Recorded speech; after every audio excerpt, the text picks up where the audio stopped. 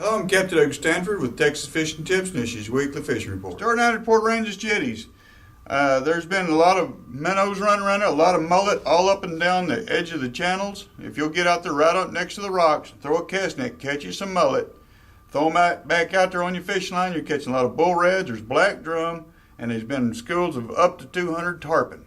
There's been a lot of minnows down through there, Spanish mackerel, kingfish inside the jetties.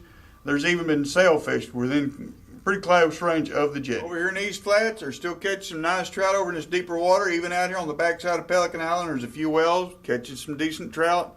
You catch one or two good ones, move on, go on to the next one. There's some good reds to be had back here in the East Flats and around Shamrock Island. We've been using cut and menhaden. Fresh, dead, cut and menhaden's been working the best. Over in front of Dagger Island, there's still some nice reds out in the deeper waters you trout early of the morning.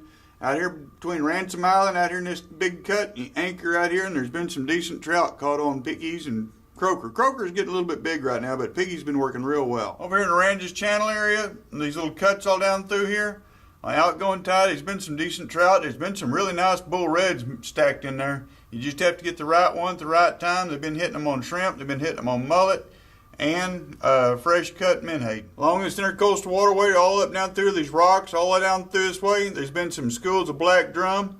Problem is, there's a lot of boats. If you're out there in the middle of the week when there's not as many boats, you can get after them pretty good. They've been hitting shrimp.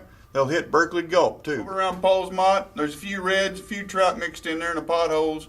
Using cut mullet for the reds. Shrimp been working really good for the black drum if you can find them. They've been some good schools of black drum in here. And all up and down this shoreline, there's been schools. You just have to run through there and find them. Congratulations to MJ Olson. She is our tackle t-shirt winner this week. Thanks for watching. I'm Captain Stanford.